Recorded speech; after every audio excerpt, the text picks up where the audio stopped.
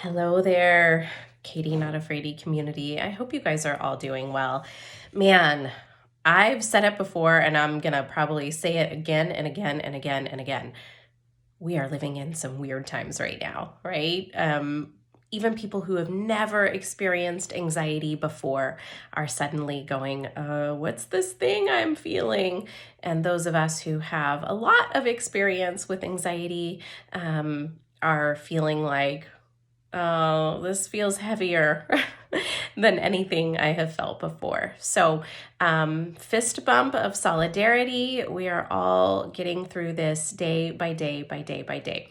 Anyway, I wanted to come on and share with you a pearl of wisdom that I read today that I really loved. It's an acronym, and I am a huge fan of acronyms. They really help me because of my anxiety. My brain doesn't always think logically in the moments that I need it to the most. And so when I can call out an acronym quickly, it will trigger my memory, and I'm good to go with tools at my fingertips then. So the reason why this really resonated with me is that even though I have had generalized anxiety disorder for over 20 years, and I have been parenting an anxious child for 10 years now, in the heat of the moment, and let's face it, the past several weeks have felt like one prolonged heat of the moment experience.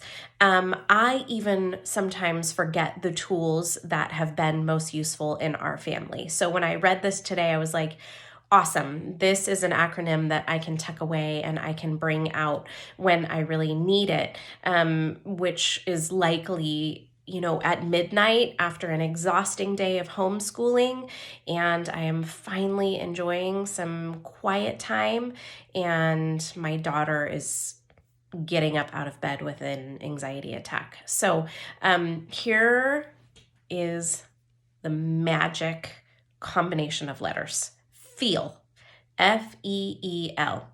F stands for freeze, okay? Freeze as in stop, pause, take some deep breaths.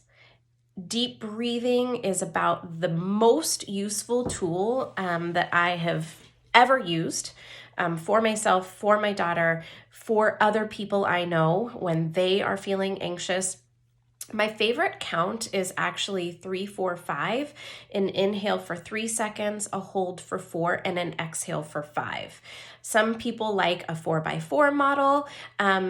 Through the research that I've done, I find that it's really useful to ensure that your exhale is always longer than your inhale. In doing that, you are sending the message to your brain that you are not in danger, right? Because of course, if we were running for our lives, if we were in an actual fight or flight moment, our breathing would have to be shallow and fast, and we wouldn't be able to stop long enough to have that slow, controlled exhale. And so to give our brain the signal that it needs that we are not actually in a life-threatening situation, I like to extend that exhale. So whether it's yourself, or in this case, I'm really using this tool when talking about helping my daughter through some anxious times, I am going to guide her to stop, to freeze. Just stop where you're at. Stop the loop of the worries, stop the loop of the fears, stop the what if. We're just going to freeze and we're going to start breathing. The E, the first E is empathize. So it's really tempting, especially in the middle of the night, to meet your child with, you're fine, it's okay, everything is fine, go back to bed. When you do that, your child is not feeling seen and not feeling heard by you. And when they feel misunderstood, it's going to cause them to further ruminate on those thoughts and like, okay, maybe she didn't hear me right. Maybe I didn't say it right. Or maybe worst case scenario, they're not going to say anything to you at all, and they're going to shut down and they're going to feel ashamed of their thoughts. So beautiful thing that you can do is empathize. Let them know that you see them. Let them know that their emotions are valid, because they are. right now is a scary time. I mean, even us adults are feeling scared and anxious and nervous and really lost in this unknown and overwhelmed. And so that's our adult brain with all of our life history and our experiences and our emotional development and tools still feeling that way. We need to stop and have empathy for our children who don't have all of that experience yet, who don't have that emotional maturity yet, who might not even have the language yet to be able to express fully how they're feeling. So if we can say, yeah, I get that. I get that it is scary, or that would feel scary.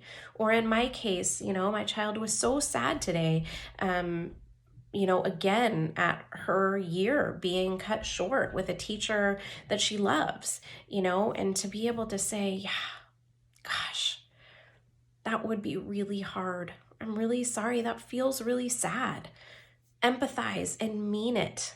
You need to, no matter how sleep deprived you are, how much you have going on in your world and on your own plate, if you can just create those few moments of authentic connection and understanding with your child, it's going to go a huge way. It's going to go a really long way for them, and them knowing that they can talk about these things, and you're going to save them from lifelong shame, right? That usually comes around mental health issues.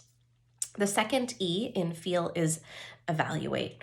Once you've calmed down through some breathing, you've empathized, now it's time to evaluate. Is there a good solution here?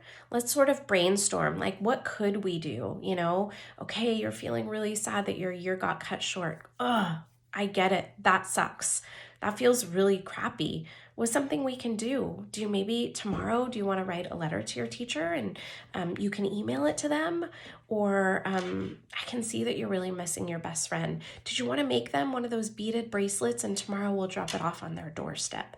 What are some solutions? Maybe you can't go physically do something, but maybe a solution is, let's write about it. Let's put those feelings somewhere. Let's get them out of your heart and out of your chest, and let's get them on paper somewhere. How can you help brainstorm solutions with your child? And then finally, L, let go. I like this one because I feel like it encompasses so many different things. For me, let go means letting your child go in the moment, right? You've been helpful. And I have seen firsthand, and it has been so hard, because there's a part of you that feels like I need to sit with them until this is fixed. But really, I think the biggest gift that we can give our children is the confidence that they've got it.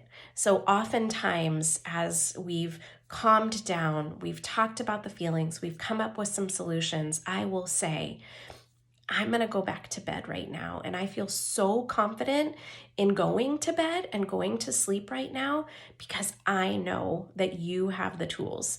And the pages in your history book, when you have felt this way before, have shown us that you're resilient and that you can conquer this, and you've got it. You've got it. So good night. I love you. Sleep well.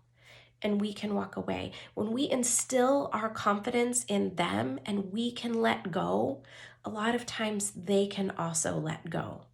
And also let go in the sense of letting go of any guilt that you are carrying, that maybe you didn't stay awake in their bed with them all night, ruminating and going through circles and circles and circles of thoughts. You don't need to. You have equipped your child with the tools that they need, assuming that you have, and that you have instilled confidence in them that they can do it. They're strong enough. But also let go of any guilt or shame that you might be carrying, that you gave your child anxiety, that you created this in them, that you somehow worried too much when you were pregnant, or this or that. I've learned a lot about anxiety, and there are a million factors that contribute to being an anxious person. Don't carry that burden on your shoulders. The most useful, beautiful thing that you can do is continue to teach your child resilience by letting them know that this part of their personality, this part of their being, of their very makeup, is something that makes them special and strong and gives them tools of empowerment and helps them show up in the world with more empathy for others. But it is not something that will hold them down. It is not something that comes along with guilt and with shame. And so you need to model that by letting those negative feelings go. Those negative feelings do not have a place in the advancement of mental health advocacy. And that is what we are all doing as parents when we're walking our children through the steps to cope with whatever is going on in their beautiful minds. So anyway, I hope that you are able to feel the next time you are having some heightened anxiety, and that you are able to feel your child through their next moment of heightened anxiety. I hope that this was helpful. I know that I am going to call upon feel, and I hope that this felt like something that you can cling to as well. So freeze, empathize, evaluate, let go. Have a great day.